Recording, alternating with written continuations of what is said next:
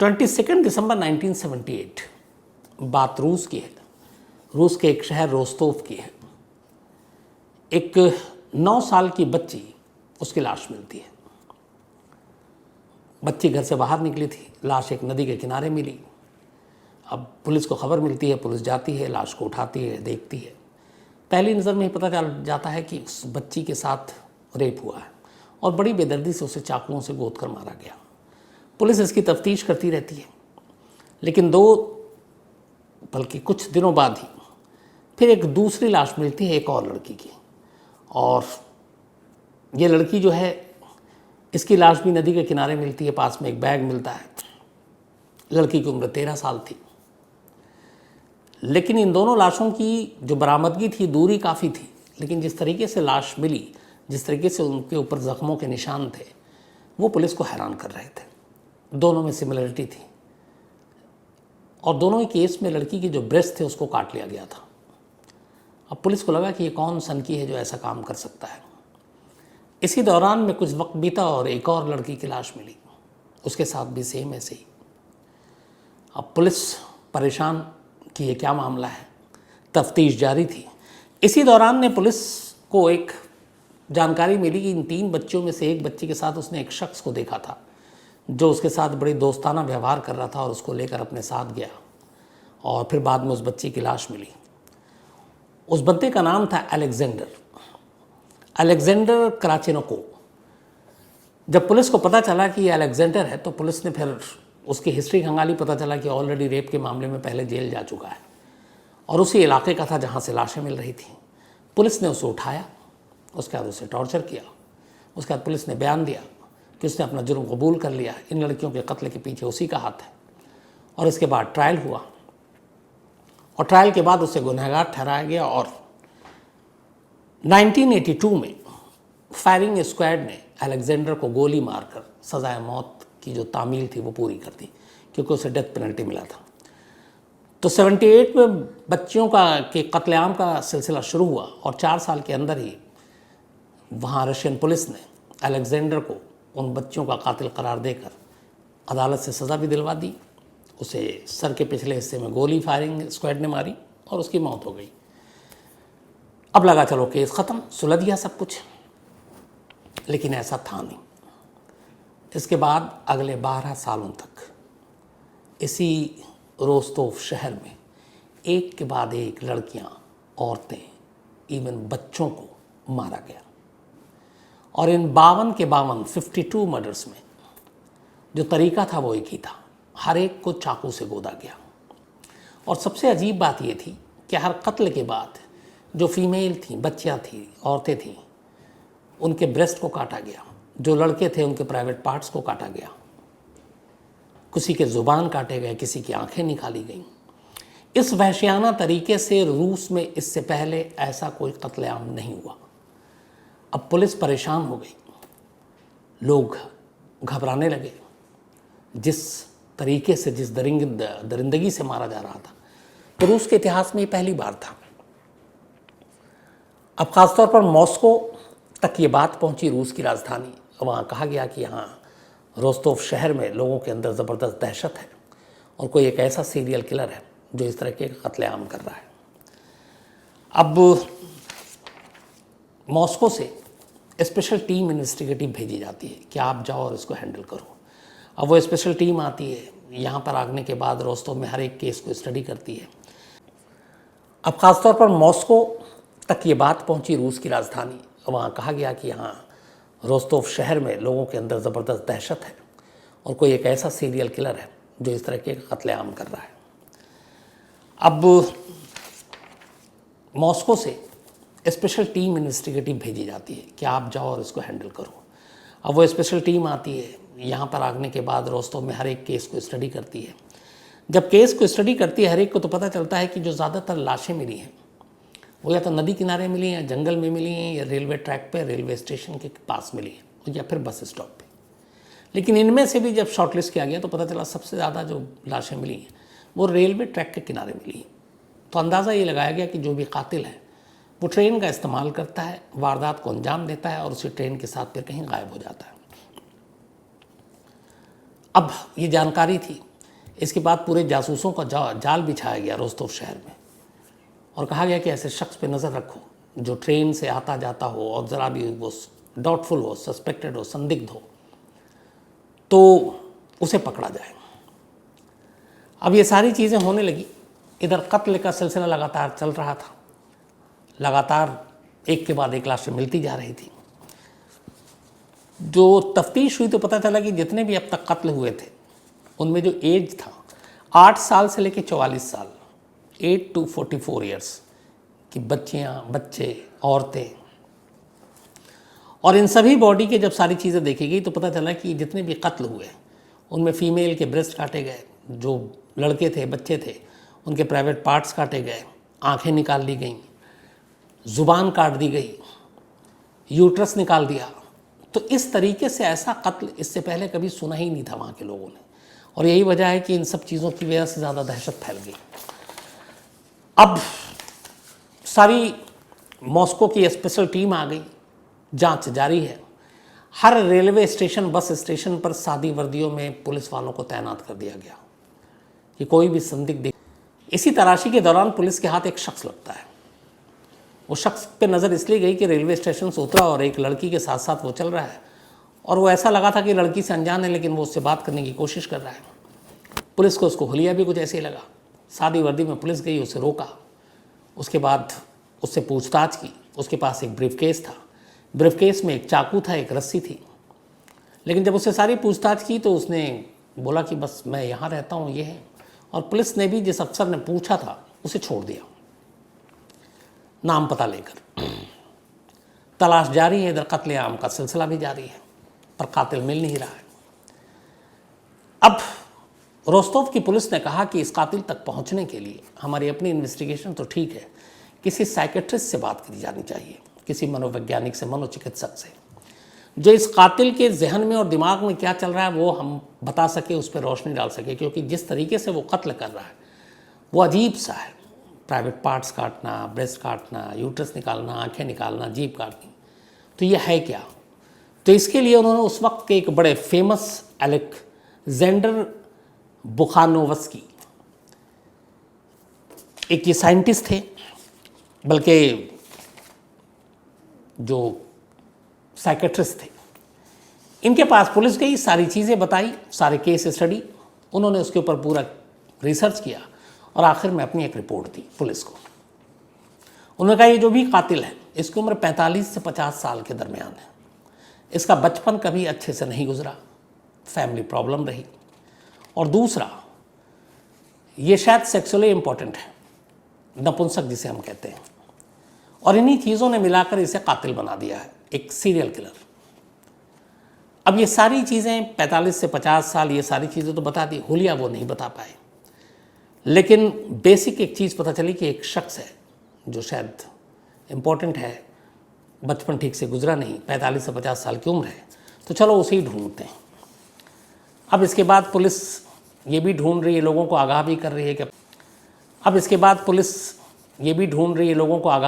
है कि अपने बच्चों को, लड़कियां, औरतें अकेले ना निकलें, सन्नाटे में ना जाएं अकेले। और इधर तमाम जो तलाश है वो शुरू हो गई।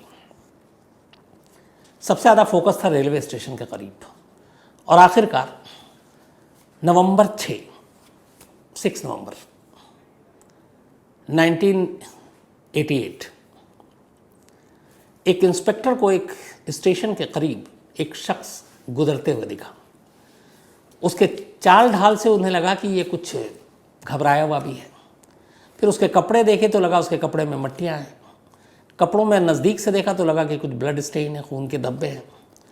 पुलिस उससे गई, उसके पास नाम पूछा, पता पूछा, उसके पास भी एक ब्रीफकेस। जब ब्रीफकेस को खोला तो देखा कि उसमें एक चाकू है और एक रस्सी है। फ़ौरन पुलिस ने अपने सीनियर अफसरों को इन्फॉर्म किया। इत्तेफाक से कुछ साल पहले एक और पुलिस इंस्पेक्टर जो दूसरा था, उसने भी एक बार एक बस स्टॉप पे एक लड़की के साथ बात करते हुए एक शख्स को रोका था। उसके पास भी ब्रीफकेस था और एक चाकू और एक रस्सी थी, लेकिन उसे छोड़ दिया था। लेकिन वो रिपोर्ट की गई थी, वो रिकॉर्ड पे था। जैसे ही इस बार 6 नवंबर को इस शख्स को रोका और पूछा गया तो पुराने रिकॉर्ड खंगाला गया तो पता चला कि इस शख्स को पहले भी एक बार पकड़ा गया था, लेकिन पूछताछ के बाद छोड़ दिया गया। इस बार पुलिस को लगा कि शायद वो सही ट्रैक पर है और यही वो शख्स है, क्योंकि रेलवे स्टेशन के करीब जो समय है वो भी उसी वही समय है। कपड़े उसके हुलिया ऐसा लग रहा है कि जैसे नदी किनारे से आ रहा है, पैर में बहुत सारे मिट्टी हैं, आमतौर पे वहाँ मिट्टी है, आमतौर पे वहाँ पे लोग सब साफ़ सुथरे कपड़े पहनते हैं। खून के निशानों ने भी चौंकाया कपड़ों पर, और बैग में चाकू और रस्सी रखने का मतलब क्या है। इन सारी चीज़ों के बाद उसे वो इंस्पेक्टर अपने सीनियर अफसरों के पास लाता है। इत्तेफाक से जिस शख्स को पकड़ा गया था उसके ऊपर एक बहुत पहले एक चोरी का मामला दर्ज था, तो पुलिस के पास एक वो भी मिल गया कि सिर्फ पूछताछ नहीं, उस चोरी के मामले में इसको हम अरेस्ट दिखा सकते हैं। उन्होंने उस चोरी का केस खोला और उसको अरेस्ट करके दिखा लिया और उससे पूछताछ शुरू की। लेकिन वो अपने आप को बेकसूर बताए इन सारे कत्लेआम के लिए जो सीरियल किलिंग हुई। पुलिस ने हर तरह से पूछ लिया, पुलिस नाकाम रही। अब पुलिस को लगा कि क्या करें।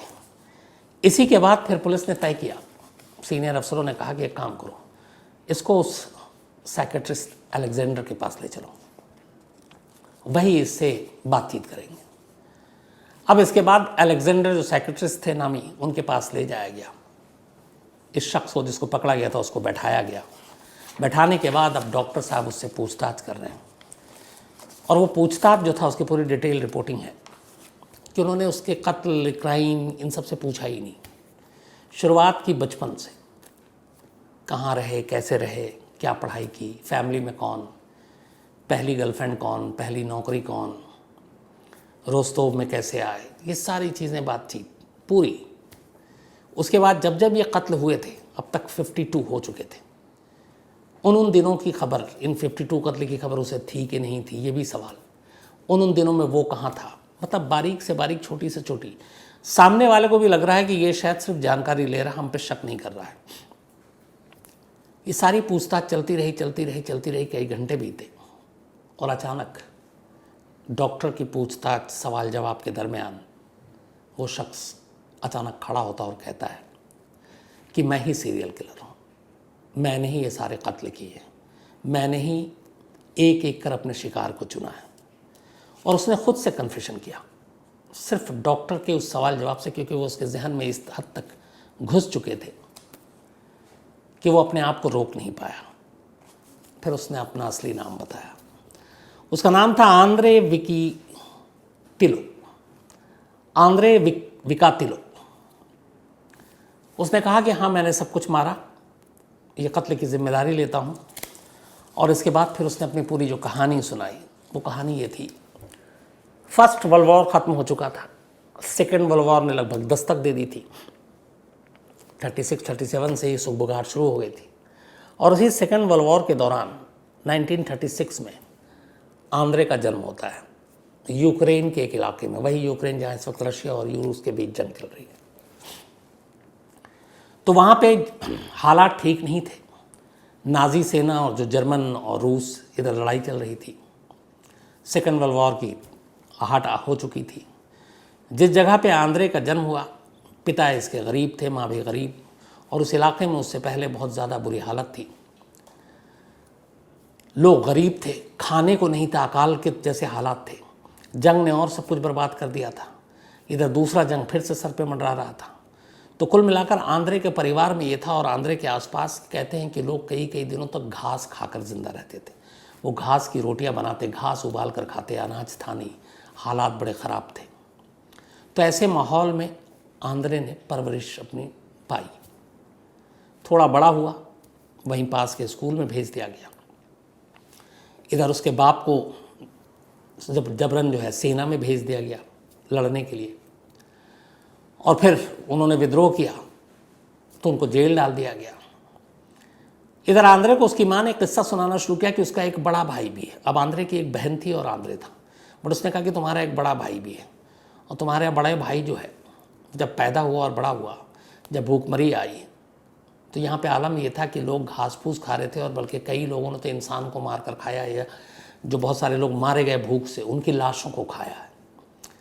तो माँ ने अपने बेटे आंद्रे से कहा कि तुम्हारे बड़ा भाई, उसको भी लोगों ने अपना निवाला बनाया। भूख का आलम ये था कि उसकी लाश से लोगों ने, ये जो कहानी है ये कभी कंफर्म नहीं हुई, लेकिन आंद्रे की माँ लगातार उससे ये बात कहती रहती थी। ये बात आंद्रे के जहन में बैठ गई। धीरे धीरे वो बड़ा हुआ, स्कूल गया, फिर कॉलेज गया। उसके बाद उसी दौरान में उसकी एक गर्लफ्रेंड बनी, लेकिन गर्लफ्रेंड बनने के बाद उसे पहली बार पता चला कि वो इम्पोर्टेंट है, नपुंसक है। उसके बाद गर्लफ्रेंड ने छोड़ दिया। फिर इसके बाद एक दूसरी गर्लफ्रेंड बनी, बाकी भी दोस्त जानते थे, वो भी उसका फिर मजाक उड़ाने लगी कि ये नपुंसक है। ये बातें धीरे धीरे उसके मन में आने लगी और इस शर्मिंदगी की वजह से उसने उस शहर को छोड़ दिया। फिर वो दूसरी जगह गया, वहाँ कुछ दिन तक एक दूसरे शहर में जाकर इसने टीचर की नौकरी की और फिर वहाँ एक और लड़की से इसे प्यार हो गया। दोनों ने शादी कर ली। शादी के बाद फिर उसे भी मालूम था उसकी पत्नी को, लेकिन फिर हालात ऐसे बने कि अलग अलग हो गए और वो आखिरकार उन तमाम जगहों को छोड़कर रोस्तोव शहर पहुंच गया। यहाँ आने के बाद पुरानी यादों ने उसका पीछा छोड़ा नहीं। उसे वो तमाम ताने, वो हंसी, वो शर्मिंदगी, वो गर्लफ्रेंड का छोड़ना, ये सारी बातें याद थी। और साथ में उसकी माँ की वो कहानी कि उसके भाई की लाशों से लोगों ने अपना भूख मिटाई थी क्योंकि खाने के लिए नहीं था। इन सारी चीज़ों ने उसके दिमाग में ऐसा घर कर लिया है, सारी बातों ने, कि उसे लगा कि कुछ करना है। इसी के बाद एक तो वो जो लोग हंसते थे उसकी इस इम्पोर्टेंट होने पर, उसने पहली बार रोस्तोव में एक 9 साल की लड़की को अपना निशाना बनाया। उसके बाद उसके ब्रेस्ट काटे, फिर कई लड़कों को निशाना बनाया, उनके प्राइवेट पार्ट्स काटे। फिर 8 से लेकर 44 साल तक अलग अलग रेलवे स्टेशन के करीब जहाँ भी, ख़ासतौर पर उन लड़कियों को निशाना बनाता जिन्हें ये अकेला देखता। वो लाइब्रेरी से लौट रही हैं, स्कूल से लौट रही हैं, घर जा रही हैं, घर से आ रही हैं, जब मौका मिलता वो करता और फिर उनके साथ ज़बरदस्ती करने की कोशिश करता, जो होता नहीं, और फिर उनकी लाशों को काट पीट कर कहीं नदी किनारे, कहीं जंगल में, कहीं रेलवे ट्रैक के किनारे फेंक देता। और इस तरीके से वो एक के बाद एक कत्ल करता गया। जब उसने अपने सारे जुर्म को कबूल कर लिया, इसके बाद मुकदमा चला और इस ट्रायल की शुरुआत हुई थी 14 अप्रैल 1992 से। उससे पहले सारी इन्वेस्टिगेशन हुई, उन 52 की 52 लाशों के बारे में जानकारी हासिल की गई। कहते हैं कि जब ट्रायल शुरू हुआ तो कई बार आंद्रे ने बाकायदा भरी अदालत में, कोर्ट रूम के सामने, जज के सामने अपने पैंट खोलकर ये बताने की कोशिश की कि मैं इम्पोर्टेंट हूँ, मैं नपुंसक हूँ।